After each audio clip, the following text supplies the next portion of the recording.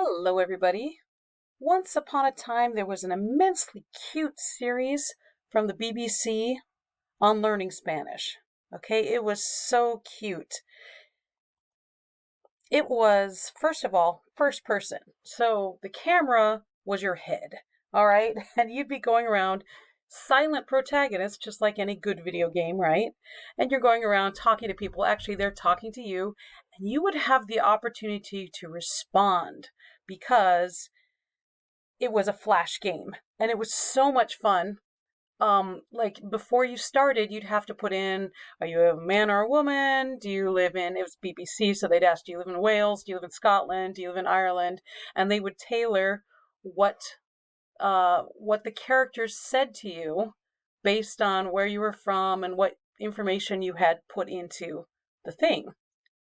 And then there were these really fun parts, like there's a point when your friend gets kidnapped and you're driving down the street, no spoilers, sorry. You're driving down the street really fast to find her, and you've got to turn, you'll have to like, it's almost like playing a flash video game, you turn a la derecha, a la izquierda, a la derecha, a la izquierda, so you have to know todo recto, are you going straight, are you turning to the right, are you turning to the left? It was pretty fun and pretty creative, I thought. But then Adobe Flash got shut down. Do you remember that? This was an article. And here's the BBC website. Now it's all archived and not being updated, and you can't play the games. You can watch the videos still, and the videos are kind of cobbled together for like, okay, here's if you're a man, this is what they'll say. If you're a woman, this is what they'll say to you.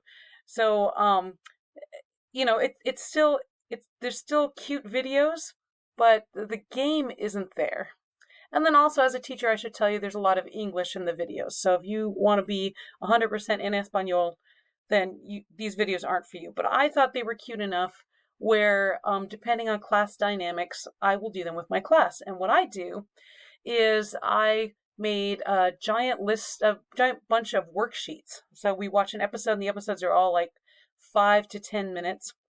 Watch an episode, and then I have them do a game while they're watching the episode or after they watch the episode or whatever. Where's Esther in the house? Draw her in. Here's a little word search I gave them.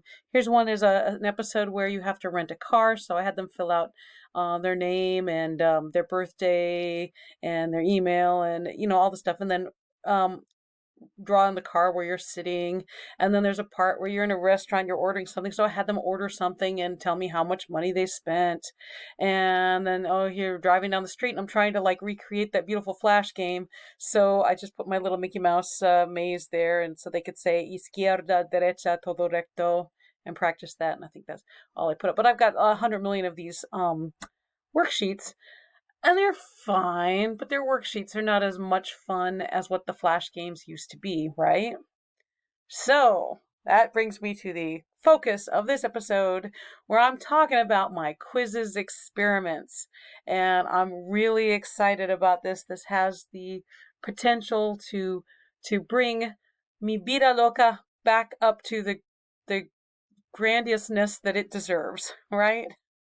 I'm Madame Sensei. I teach Spanish, French, Japanese, English, and health to high schoolers out here in the beautiful Pacific Northwest. Please help me tweak these. Tell me your ideas for, hey, this would have been a better question. So ping me at the Quizizz Game Changers and AI Certified Teachers. All right, I also hang out at the Minecraft Teachers Lounge and the Minecraft Ambassadors. I hang out at Roxem, and I hang out at the Duolingo Educators Network, Teacher Excellence Lounge, and the World Language Teacher Net Lounge. So if you don't feel like writing a comment here in YouTube, ping me at one of those places and help me make these really fun for the students.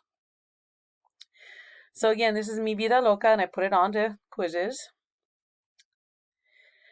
And so you have the opportunity when you're putting in a video to put in questions or notes. And I thought this was pretty cool. So some of these I just put in notes because there's a lot of English in this, and I decided I'm going to just start introducing some simple words. They can learn the words. They have it on the next page. Yeah, las llaves. So this will pop up when they get to this point of the video. These keys fall out of the envelope, and they'll read las llaves. and then they can close it when, or it says got it for the first time you see it. This is my second screening here. So you can click close. And this one, I just wanted, it's not a phrase book, it's El Diccionario. I want the students to know that word. Okay, well, here we go. So this one I took before I had done it before. So the student is going to see that pop up, and then they'll say got it.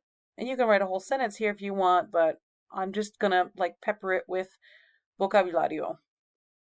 All right, so then as they're watching, see these other little symbols right here. When they come to these symbols, there'll be a little mini game. Okay, so I start out early. I start out easy, just like with any escape room. The first puzzle is always very easy, so I made the first one multiple choice. Where are you going? Choose the correct spot. Okay, and then next one, you've talked to the cab driver, and I'm sorry I took a screenshot, and obviously I should have X'd this out first. You're talking to the cab driver, and you're telling him where you want to go. And so I made this little map here with some names of the streets, and it's right behind here you got to click on. So this is a hotspot. And I decided to make the hotspot as a rectangle so that it wouldn't be confusing about where you click, because I wrote the name of the street here, and then I wrote the apartment complex you're going to right here. And instead of making two hotspots, I just made a rectangle. So these are rectangles where they could click where nothing's going to happen. But this is where they have to click. A work in progress, right? Okay, and then you got to pay the man for the cab fare, right? So that I did again as multiple choice. Okay, now here, I missed the screenshot of the person walking past, but you got to stop a person and ask them for help with directions, and you got to be able to say, excuse me. And you can put hints up too, so I went ahead and did that. I'm not sure I'm going to keep hints on everything, because if they come up all the time, some students aren't going to need it. They're just going to need it. If they fail it, then they're going to need it after that. So anyway, this was saying excuse me to somebody, stopping them so they can give you directions. And then I typed it in, and then I deliberately toggled the button. Normally I would not do this at all, but there's a button to toggle to say you can accept it without the accent marks. And normally I wouldn't do that, but since this is like the first week of school that I would be showing this, I went ahead and toggled that off. Okay, for this one, I wanted to put the put a sentence in order, but it turns out for videos they don't have that capability yet. They have the hotspot, they have categories, which I didn't use this time. They have multiple choice, they have typing, they have open-ended. They didn't have speaking, because I was going to have a speaking for, say, diga perdón, but they didn't have that, so I just made that a typing one. This one I really wanted put the words in order. So what I did was I used a labeling, okay, which is kind of like hotspot. I used a labeling, and I just put a screenshot of this so they know what to do. And then I have each of these be a label, so they have to put them in order, which I think was a pretty good workaround. I gave them a couple of detractors. Okay, I always have students trying to put apostrophe S on for possessive, and I don't know, they just keep forgetting. So I put a couple of detractors in there. So that worked pretty well. Here we are filled in, and it worked great. Okay, and then here again, you gotta say I don't understand. So this is a typing thing, and I left it as the boxes so that the students could figure out how many letters they had, remainders, and here's my hint.